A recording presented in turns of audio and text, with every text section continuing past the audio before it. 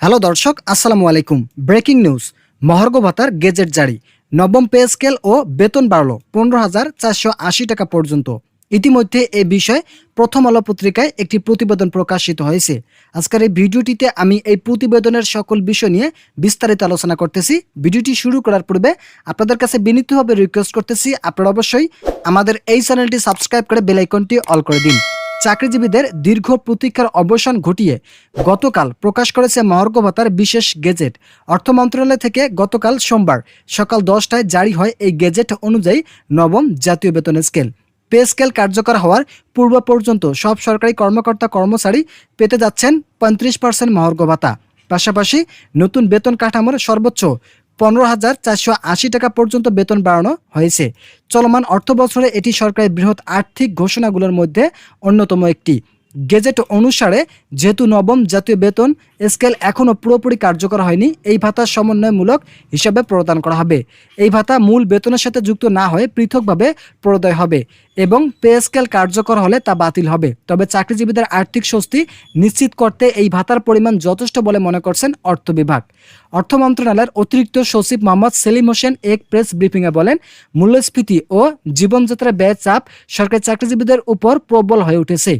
তো বন্ধুরা, যারা সরকারি চাকরিজীবী আছেন তাদের জন্য শুভকামনা রইল। তারা পরবর্তী আপডেট পেতে অবশ্যই আমাদের এই চ্যানেলটি সাবস্ক্রাইব করে ভিডিওটি কন্টিনিউ করুন। আমরা বিষয়টি গুরুত্ব সহকারে বিশ্লেষণ করছি এবং সেই ভিত্তিতে এই মহার্ঘ ভাতা অনুমোদন দেওয়া হয়েছে। এতে করে কর্মীদের আর্থিক কিছুটা হলেও লাঘব হবে। তিনি আরও জানান, নতুন পে স্কেলে সর্বনিম্ন বেতন 8,250 টাকা থেকে বাড়িয়ে 22,750 টাকা করা হয়েছে এবং সর্বোচ্চ স্কেলে যারা রয়েছেন তাদের বেতন গড়ে 15,480 টাকা পর্যন্ত বৃদ্ধি পাবে। কিন্তু এটি ধাপে ধাপে বাস্তবায়িত হবে। যতদিন পে স্কেল কার্যকর করা ঠিক হবে না, ঠিক ততদিন পর্যন্ত মহার্ঘ ভাতা চালু থাকবে 35% হারে। বেতন বৃদ্ধির এই ঘোষণা সরকারি চাকরিজীবীদের মধ্যে স্বস্তির বাতাস বইয়ে দিয়েছে। ঢাকা সেক্রেটারিয়েট, শিক্ষা ভবন, স্বাস্থ্য অধিদপ্তর সহ নানা দপ্তরের কর্মকর্তা কর্মচারীরা জানান, গত কয়েক বছরে দ্রব্যমূল্যের ঊর্ধ্বগতির কারণে তারা প্রায় দিশেহারা হয়ে পড়েছিল, এমনকি ধার দেনা করে সংসার চালিয়েছেন। বাংলাদেশের সরকারি কর্মচারী ইউনিয়নের সভাপতি আব্দুল হাই বলেন, আমরা বহুদিন ধরে নতুন পে স্কেল দাবি জানিয়েছিলাম। এই ঘোষণাটি অত্যন্ত গুরুত্বপূর্ণ পদক্ষেপ হিসেবে সরকারি চাকরিজীবীদের জন্য অবদান রাখবে। তো বন্ধুরা, ভিডিওটি চলাকালীন সময় আপনাদের কাছে বিনীতভাবে রিকোয়েস্ট করতেছি, আপনারা অবশ্যই আমাদের এই চ্যানেলটি সাবস্ক্রাইব করে বেল আইকনটি অল করে দিন।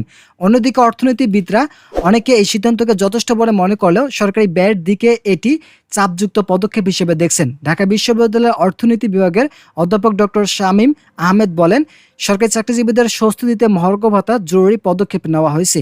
তবে এর কারণে জাতীয় বাজেটের ব্যয় অংশের উল্লেখযোগ্য পরিমাণ চাপ সৃষ্টি হবে। সরকার যদি কর আদায় প্রক্রিয়া এছাড়াও সংস্কার আনতে না পারে তাহলে এই ব্যয় ভবিষ্যতে ঘাটতি সৃষ্টি করতে পারে। বাজেট ভারসাম্য রক্ষার জন্য উৎপাদনমুখী খাতে বিনিয়োগের বাড়ানো এবং উৎপাদনশীল ব্যয় কমানো জরুরি হয়ে উঠবে।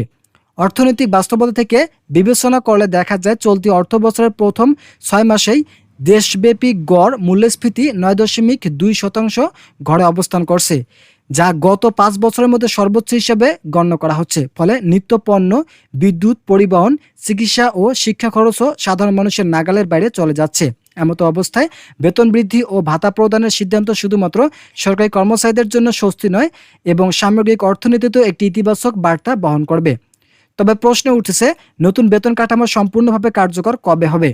এ বিষয়ে মন্ত্রিপরিষদ বিভাগের এক কর্মকর্তা নাম প্রকাশ না করার শর্তে জানিয়েছেন, নবম জাতীয় বেতন স্কেল 2026 সালের জানুয়ারি মাস থেকেই এর আগ পর্যন্ত মহার্ঘ ভাতা প্রদানের মাধ্যমে আর্থিক সাপোর্ট প্রদান করা হবে। মূলত জানুয়ারি মাসের 2026 সালে নতুন পে স্কেল কাঠামো গঠন করা হবে। চলতি অর্থ বছরের বেতন কাঠামো বাবদ বরাদ্দ বৃদ্ধি হওয়ার কারণে সরকারের রাজস্ব ব্যয় ও পূর্ববর্তী বছর এর তুলনায় প্রায় 18% বেড়েছে। অথচ রাজস্ব আহরণের ক্ষেত্রে কাঙ্ক্ষিত অগ্রগতি না থাকায় এই ব্যয় ভারসাম্য রক্ষায় একটি চ্যালেঞ্জ হয়ে দাঁড়িয়েছে। এনবিআর সূত্র জানায়, এবছর প্রথম 6 মাসে রাজস্ব আদায় লক্ষ্যমাত্রায় তুলনায় প্রায় 13,000 কোটি টাকা কম হয়েছে। সব মিলিয়ে মহার্ঘ ভাতা ও বেতন বৃদ্ধি ঘোষণাটি সরকারি চাকরিজীবীদের মধ্যে নিঃসন্দেহে একটি বড় খবর হতে পারে, কিন্তু তার কার্যকর এবং বাস্তবায়ন টেকসই অর্থনীতি ও সমতা নিশ্চিত করাই হবে সরকারের জন্য আগামী দিনের বড় চ্যালেঞ্জ। ইতিমধ্যে এই বিষয়ে একটি প্রতিবেদন প্রকাশিত হয়েছে। আজকের এই ভিডিওটিতে আমি এই বিষয়ে বিস্তারিত আলোচনা করলাম। আশা করি ভিডিওটি থেকে অনেক উপকার পেয়েছেন। যদি উপকার পেয়ে থাকেন তাহলে অবশ্যই চ্যানেলটি সাবস্ক্রাইব করে পাশে থাকা বেল আইকনটি অল করে দিন।